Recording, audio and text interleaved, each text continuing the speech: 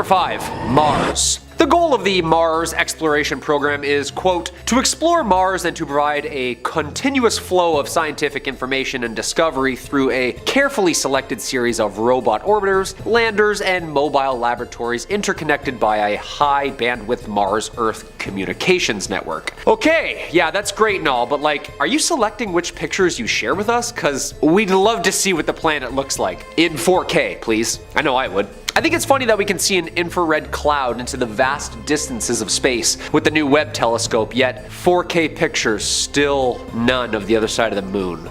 Huh, that's weird. I mean, it's a lot closer if we wanted to start there, you know? But Mars is great too. We've all seen the pictures of right angles and impossibly formed canyons and craters from Perseverance to get an idea of what exactly the red planet looks like. Yeah, it's red. And sandy, like PEI sand. But we're starting to see some weirder and weirder stuff from NASA as it collects scientific information up there. Like, say, this potential crash landing site. I mean, if it was a crater, bigger hole. If it was an asteroid, bigger hole. Nope, just this thing that looks exactly like what it'd look like if you whipped a rock into sand. Just kind of skips and, you know? This would happen. Buzz Lightyear to Star Command, we've crash landed on a strange planet. I don't know, I'm not saying this stuff's covered up or anything, but like, I feel like if we have the equivalent of a bad garage door security camera, you know? Doing like a long 345-degree shots and only showing us more sand. This thing could be in the Gobi Desert for all we know, we'd never know the difference. Show us the bases, where's the monoliths? Also, one lens? One lens? Like, where's the X-ray, the infrared, radio waves? Let's go, people. We've all played No Man's Sky. Where's the 4K and the jetpacks, dude? Number 4, Paul Hellyer. Okay, now on to some more scary stuff. Hey, also, if you dig the channel, make sure you like and subscribe, or comment down below. Do you think they're releasing this late report to Congress or what? Just kinda hoping everyone forgets it's due and just moves on? Anyway. Flying on up to Canada, who's been involved in UFOs for a very, very long time. The RAF and RCMP have been on top of this stuff. I'd say even before the Americans. Paul Theodore Hellyer, August 1923 to August 2021. First off, rest in paradise, sir. This man has done more for us up north than we'll ever know. This man has and will play a huge role in the UAP phenomenon as a whole. I encourage you all to look into Paul here a little bit deeper. An engineer, a politician, writer, commentator. He was the longest serving member of the Queen's Privy Council for Canada. In 1967, Hellyer inaugurated a UAP landing site in St. Paul, Alberta. The town built it as a Canadian Centennial Celebration project, as a symbol of keeping space free from human warfare. In 2005, Hellyer made headlines by publicly announcing that he was a true believer in the existence and was an invited speaker at the conference in Toronto where he shared that he had seen a UFO during his career. In 2007, Paul was demanding world governments to disclose alien tech that could be used to solve problems of climate change. Hey, that's pretty cool. In an interview in 2014, Hellyer said that at least 4 species of aliens have been visiting Earth for the last 1,000 years, with most of them passing by from another star system, and of course, those living with us on Earth from Venus, Mars, and Saturn's moons. Awesome. Just for some credentials here, Paul ran for the federal election like 12 times. Yeah, Air Force, Navy, former Minister of National Defense. Guy was 98, people. Do some homework. He's easily the highest ranked true tinfoil hatter we know of. 98 years that man graced our planet. I wonder what he knew. Number 3, government. Speaking of disclosure and how we're all kind of right in the middle of it, right now, we go to Congress. It's odd because we obviously joke and have a good time and make light of the whole situation, but like, whether you like it or not, it's happening. First off, I'm scared. I'll admit it, I'm scared. I scared my stuff into this stuff. I discovered John Greenwald in like the 9th grade and it's been rabbit holes ever since, let me tell you. When Congress starts talking about other planets and aliens, it starts mocking up some public citizen hearings with ex-Congress members. It's starting to get a little scary, but these public hearings, they whip this bad boy out. The cream of the crop UFO video that they say they have. The portrait mode, the 4 seconds of a circular something. Like, that's it? Apparently it's taken from the cockpit of a US fighter jet.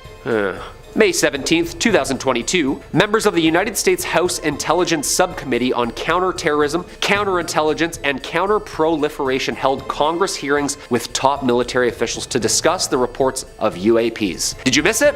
Yeah, it was at 9 a.m. on a Tuesday. Yeah, really important stuff. Also, how come they put like the grainy 90s filter on the video? Dude, like we make videos here, we're not gonna notice that? This thing's grainier than the first episode of The Golden Girls. The first public Congress hearing in over 50 years, and this is it. Again, there's some mock citizen hearings that were way more convincing and way more informative from way more reliable personnel. Also, better quality. Interesting, huh? But again, why wasn't all this shared when it originally happened? The government says, yeah, there's like 14 things we can't explain, yet try and solve the easy ones. Apparently there's like 144 more classified videos to just rummage through. It's been a big month, I will say that. 16 candidates for the new UAP NASA program, report late from Halloween, weather balloons, airborne clutter, foreign surveillance. What are they going to tell us this week? Number 2, Dave Foley. And we come to yet another great Canadian, Mr. Dave Foley. Those of you who aren't familiar with the North and what we produce up here, Dave is a Canadian actor, comedian, director, producer, and writer. He created Kids in the Hall, a Canadian gem, and also an avid believer in the phenomenon. He took to Twitter a couple months ago and caught the attention of many. Foley tweeted, quote, "After years of interest in the UFOs without ever seeing anything, I saw something. This is a drawing of what I saw. I was with a friend who I'll let decide if he wants to be attached to this. It moved silently, at great speed, hovered and pulsated with light." End quote. Now this ship does look a lot like what we've seen in the past reports, so who knows, Dave may actually have seen a UFO. Maybe these aliens are just fans of A Bug's Life. Guys flick, man. Maybe they just want an autograph, I know I would. He continues online, quote, "Many people who have encountered the phenomenon are afraid to discuss it because of the thoughtless and uninformed derision it inspires. Many who discuss it have had their lives ruined by that derision." I should point out, the white lights were on the front of the craft, assuming it was moving forward, and those lights pulsated separately from the body of the craft, which also pulsated. We felt like our emotions were being tamped down. We were unnaturally unresponsive to what we were seeing. In a way, I'm still experiencing that. End quote. Hey, it's all fun and games when the celebs get involved, isn't it? But up here, Canada's been involved for a long time. More publicly, too. Just last week, a report said that Canadians were briefed last year on what's what with the phenomenon. A document released a couple days ago say the February briefings were delivered by multiple members of the Pentagon UAP task force, and attending was 10 Canadian defense officials, including the Royal Canadian Air Force and military intelligence. Right? Like, not just comedians and sketches, you know? These people have been around a while and read some stuff. Paul Hellyer type stuff. And number 1, Tom DeLonge. Come on, this is an easy one. And probably the most confusing yet reliable source of them all? I know, trust me. Blink-182. "Hey mom, there's something in the back room." Well, there actually could be. Remember enjoying their song Aliens Exist before believing that aliens actually exist? Yeah, the lyrics hit a bit different now, don't they? Cut to 2017, former Blink member Tom DeLonge, now the co-founder of To the Stars Academy of Arts and Science. Sounds fun, right? Until you see the panel. Military generals, astrophysicists, psychologists that have been studying this stuff since the 50s. It's the real deal. But how can a rock star be the head of this phenomenon? Well, he's into aliens, and that's an understatement. Susan Gao, the Pentagon spokesperson who made the public statements on disclosure, said that the Navy had confirmed that those 3 videos that are so wide in circulation are authentic recordings made by naval aviators. And guess who got all those out to us? Quote, "Everyone still looks to the United States government as having all the resources. We've been waiting around as scholars and researchers for many decades, hoping God that one day the government would come to us on what this is. This whole thing could be answered by the government. We're just waiting for them to come help us out with some of the research. This situation that happened is what we've been hoping it would do, so it can ignite more intellectuals to get into this race and help us figure out more about it." End quote. I couldn't agree with you more, Tom. Physicists, astronauts, that's who we want to hear from, you know? And just for dessert, here's what Tom posted on his Instagram. You tell me what's up. Number 5, Al Worden. American test pilot, engineer, and NASA astronaut Alfred Merrill Worden was the module pilot for the Apollo 15 lunar mission in 1971. One of the 24 people who have flown to the moon. Woohoo! He's got a couple of firsts, though. He orbited it 74 times in the command module. He was the first to drive a moon car. After Apollo 15 reached lunar orbit and his crewmates departed, and Worden spent 3 days alone in his module. That's terrifying. Traveling the furthest out from any other human. After he returned, the crew and him became involved in a NASA controversy, however. Not over leaked alien info, but over postage stamps they had taken to the moon. Yeah, big no-no apparently. They were reprimanded by NASA and did not fly in space again. Worden remained at NASA until 1975, then entered a private sector. And then it gets weird. On a British television morning show, Al Worden started talking about some interesting stuff. They asked him, why should we keep going back to the moon? He paused and replied, survival. Survival of our species. Worden also rejected the notion that humans could colonize planets within our solar system, calling them unsustainable. Then he claims he knows where to find habitable planets. When pressed on aliens if he believes them or not, he said, yes. You know, I've been asked that question hundreds of times. Yeah, we are the aliens though. We just think there's somebody else. But we were the ones who came from somewhere else because somebody else had to survive. They got in their little spaceship and they came here and they landed and they started civilization here. And if you don't believe me, go get books on the ancient Sumerians and see what they have to say about it. They'll tell you right up front, end quote. Okay, when you hear an astronaut say that, kinda jarring. Number 4, Roswell. As always, if you dig what we do here on Top 5 Scary, make sure you hit that like button. Birth of the UAP phenomenon. 1945, the US's first nuclear explosion. 1946, first underwater nuclear explosion. 1947, the first crash flying saucer. Coincidence? I think not. Especially since they've been known to hover around nuclear bases. Probably for the better. Humans are kind of the worst. Local rancher Mac Brazel finds the wreckage on his property in Lincoln County, New Mexico. Sheriff Wilcox shows RAAF's commanding officer Colonel Blanchard the materials, and during the night, the Air Force combs the entirety of the property, apparently harboring 2 small injured alien bodies. Taking them, of course, to Kirtland Air Force Base, New Mexico that night. And the very next morning, the Roswell Air Force makes a statement claiming they have recovered a crashed flying disc in local newspapers. Boom!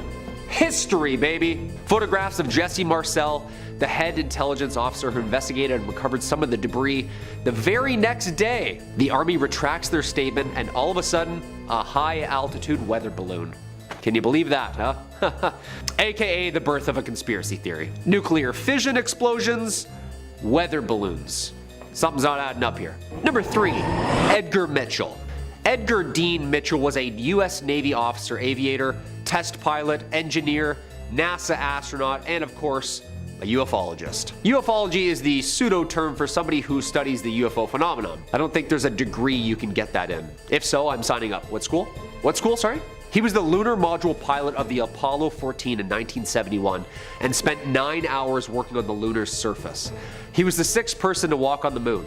Yeah, he was walking while Worden was up there drifting in the currents of space. Mitchell publicly expressed his opinions and that he was sure that there were thousands of UFOs recorded since the early 1940s belonging to other planets. Thousands. Dateline NBC conducted an interview with Mitchell in 1996. He talked about meeting with officials from 3 different countries who claimed that they had met extraterrestrials in person. Quote, the evidence for alien contact was very strong and classified by governments, who were covering up visitations and existence of alien bodies in places such as Roswell, New Mexico. Mitchell's book, The Way of the Explorer, discusses his journey. In 2004, he told the St. Petersburg Times that the US government was studying alien bodies and that this group had specifically stopped briefing US presidents since the 1960s. He said, quote, we all know that UFOs are real. Now, the question is, where do they come from? In 2008, Mitchell then was interviewed and claimed that Roswell crash was in fact the aliens that had contacted humans several times, but that the government had hidden the truth for more than 60 years. Scary stuff, scary stuff. He sadly passed in 2016. If we just reread the credentials alone, just one more time. Number 2, James McDivitt. James Alton McDivitt is an American test pilot, Air Force pilot, engineer, and NASA astronaut who flew in both the Gemini and Apollo programs. After graduating first in his class with a Bachelor of Science degree in Aeronautical Engineering, he qualified as a test pilot at the Air Force. In 1962, McDivitt was selected by NASA for the Gemini 4 mission. In 1965, he saw, filmed, and photographed an object which approached the Gemini 4 as they were orbiting Earth. Over Hawaii, a craft of some sort. The UFO had a long arm sticking out of it. Here's what Major James McDivitt said. I was flying with Ed White. He was sleeping at the time, so I don't have anybody to verify this story, but we were drifting in space when suddenly an object appeared in the window. It's a cylindrical object, white. It had a long arm that stuck out of the side. The film was sent back to NASA and reviewed by some NASA film technicians. One of them selected what he thought was what they were talking about, at least before I had the chance to review it. And it was not the picture. It was a picture of a sun reflection on the window. So what were the pictures that he was talking about? In 1975, McDivitt said, "I never made a big deal out of it. It was something I definitely couldn't identify. It looked like a beer can with a pencil sticking out of it." Yeah, I would eventually give up on that too if those were my credentials and people were like, "Yeah, right, James." When somebody has like 25 years of designing and flying space shuttles around, when they say, "Hey guys, I'm seeing something up here," it's not like, "Oh, James, clean those old specs, would you? Yuck, yuck." Houston, we have a problem. And number 1, Gordon Cooper. Leroy Gordon Cooper Jr., an American aerospace engineer, test pilot, U.S. Air Force pilot, and the youngest of the 7 original astronauts in Project Mercury, the first human space program in the United States. You know the pictures. It looks like they're wearing a tinfoil suit, you know? Old school, old school. After service as a fighter pilot in World War II, he qualified as a test pilot in 1956 and then was selected as an astronaut in 1959. In 1963, Cooper piloted the longest and last Mercury spaceflight, Mercury Atlas 9. 34 hours in space. The first American to spend an entire day in space, the first person to sleep in space, and the last American launched on a solo orbit mission. In Cooper's autobiography, Leap of Faith, co-authored by Bruce Henderson, he recounted his experiences with the Air Force and NASA and an alleged UFO conspiracy. Cooper claimed to have seen his first UFO while flying over Germany, then saw them land in a dry lake bed. Cooper claimed up until his death that the US was indeed covering up UFOs. He said that there were hundreds of reports made by his fellow pilots, many coming from the military pilots on radar. In his memoirs, Cooper wrote that he had seen unexplained aircrafts tons in his career, and that in 1978 he actually testified before the United Nations on the topic. He sadly passed in 2004. He was such a strong advocate for disclosure, and all of these astronauts are remembered as putting their neck and name out on the line for some truth. But I mean, those UFO enthusiasts, huh? They're all wackos, right? Right? Number 5, Leland Melvin. American engineer and now retired NASA astronaut Leland Melvin has spent hundreds of hours in space. Literally hundreds. Leland holds 4 honorary doctorates for his service in education, the sciences, and philanthropy. Doctorates. I'm just saying that before the comments start rolling in saying he's just another wacko. He's crazy. They're not wackos, people. Any of them. They've been screened so many times by so many people with so many tests, they have to be damn well near perfect before going up on or in NASA's budget. Before his career with NASA, Leland was actually All-American for football. Detroit Lions, Toronto Argos. Guy made the NFL and then said, "You know what? I think I'm gonna be an astronaut." Like, give this guy a Netflix movie, would ya? He was selected by NASA in 1998 after getting injured with a football career. Guy goes from the turf to working at NASA Langley Center. This guy's put in time, both down here and up there. Mission after mission with NASA. He's got quite the practice at the whole floating around thing. When Leland was pressed about otherworldly visitors and his ideas about the cosmos, he said this when he was working up in orbit. He had seen something translucent, curved and organic looking when he was working with fellow astronaut Randy Bresnik. The pair of them, called down to NASA to ask what it could be. NASA's official response was, "Probably ice." Yeah, nice and specific there, Houston. Thank you for that. When has NASA ever said probably? Melvin dismissed this and figured it was NASA's explanation to just cover it up. Like, who's more qualified here? That's all I'm asking. When the most qualified people are like, "Yeah, I can't tell if that's frozen water or a full-on mothership, Houston. Either they shouldn't be up there at all, or we need some more Windex on those windows there, NASA." Huh? Number 4, Ivan Wagner. As always, if you dig what we do here at Top 5 Scary, make sure you hit that like button or comment down below. It really helps the channel out. Have you ever seen a UFO out there? Yeah, you. Have you seen one? Comment down below with some details about your experiences. I know I have. Twice now. Hence the obsession with all this stuff. Those Reddit rabbit holes, boy oh boy. Speaking of falling into a wormhole of conspiracy and who said what, astronaut Ivan Wagner, or I should say cosmonaut Ivan Wagner, since he's Russian by birth, and although he's bunking up with some roomies up there in the ISS, he was on the ISS as a first timer just back in 2020. Does NASA initiate rookies up there? Like pull pranks on the newbies? Like no gravity, just unbuckle you while you sleep, flow you out, you know? He and fellow Russian Anatoly Ivanishin were working up there alongside Chris Cassidy, the American commander of said expedition. When Wagner was orbiting the Earth, he might have captured some footage of UFOs, better known as UAPs, unidentified aerial phenomena. It's the jargon nowadays. The aurora lights behind Earth's beautiful curves was being recorded from the ISS when he saw a string of really weird lights moving in a really weird way. He labeled the video Space Guests. Wagner tweeted the vid, which apparently shows the aurora australis near Antarctica, and then all of a sudden this blob of organized lights just cruises on over the globe. Looks like a blob of like glitter just trucking across space. Like, what is that? Of course, NASA didn't follow up. Like, what are they gonna say? Oh yeah, those are stars that move and blink, I think. I mean, no? Space junk. Yeah, space debris and swamps and things. Also, what a lame excuse. Space junk? Okay, so you're saying there's lots of litter up there? That's what you're saying? That's what just zipped over my house silently, defying gravity and lasered up my cow? Yeah, I don't think so, NASA. Number 3. Chris Hadfield. Retired Canadian astronaut, engineer, fighter pilot, and musician. Ladies and gentlemen, Chris Hadfield flew 2 missions and also served as commander on the International Space Station. Before his career as an astronaut, he served in the Canadian Armed Forces for 25 years as an air commander fighter pilot. So he has the credentials to say the least. In 1992, Hadfield was accepted into the Canadian astronaut program. He first flew in space in 1995, and since then, he says he's seen tons of stuff up there just zipping around that even a man with all those credentials says he can't explain. Quote, I've seen countless things in the sky, but he has a pretty cool take on it. He doesn't keep it on the DL, he doesn't boast, and he doesn't panic. Seems like Chris has the mentality like, quote, to see something in the sky that you don't understand and then to immediately conclude it's intelligent life from another solar system is the height of foolishness and lack of logic. However, Chris seems to have a little dirt on Mars that maybe we all don't. He said, I think the fundamental question is that Mars was a lot like Earth 4 billion years ago, when life first formed.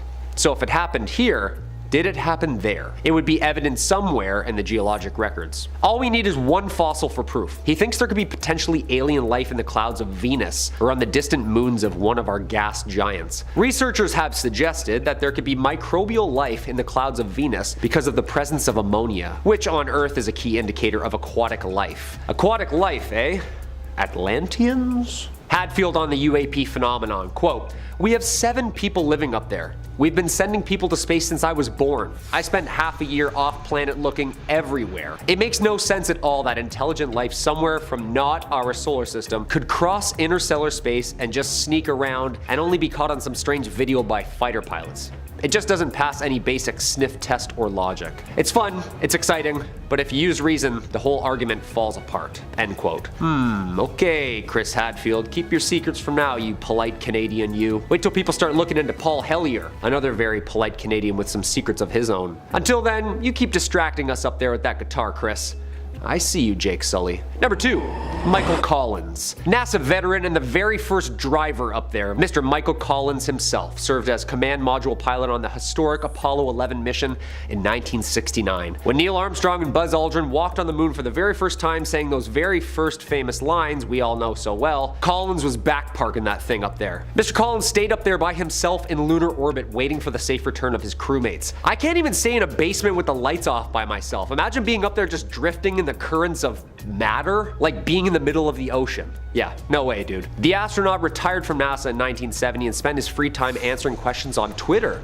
Apparently, he has gotten some really interesting buzz. Mr. Collins invited the interweb to chat, saying, quote, are we alone? Hashtag Ask Michael Collins. And boy, oh boy, did he get some responses. Everything from wackos who like aliens to very, very high-ranked generals and pilots who are apparently also wackos who like aliens for talking about this. Collins, quote, I used to think that NASA sent me to the wrong place, to the moon, because I think Mars is a much more interesting place, end quote. Collins has talked about it in the past about the possibility of alien life existing beyond Earth and doesn't shy away from discussing the topic in full. In 1999, for instance, he even argued on the topic of life developing in other parts of this infinite cosmos. So maybe it has then. He wrote in his book saying, quote, I am alone now. Truly alone, and absolutely isolated from any known life. Although I may feel like I'm the same person, I also feel that I am different from other people. I have been places and done things you simply would not believe. Collins circled the moon once every 2 hours. What's scarier, walking on an unknown rock that apparently no one's ever visited,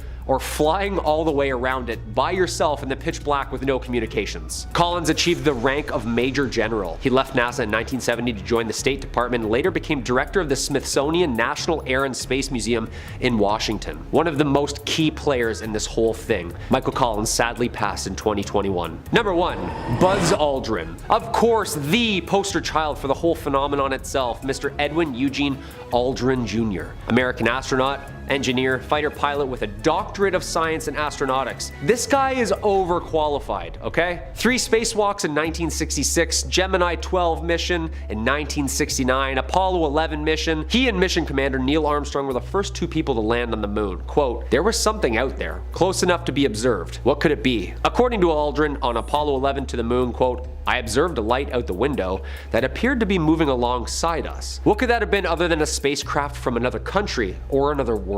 It was either the rocket that had separated from us or the 4 panels that moved away when we extracted the lander, right?" After he returned from his missions, he was convinced he saw aliens while he was out there. Credentials aside, he took a lie detector test, people, which he passed with flying colors. In an interview with C-SPAN Buzz, he talked about the future potential of Earth's moon for humanity. He added a little extra info that might have gained the spark to go back, regarding a certain monolith on a moon. Quote, "Visit the moon Phobos of Mars. There's a monolith there, a very unusual structure on this little potato object that goes around Mars once in every 7 hours.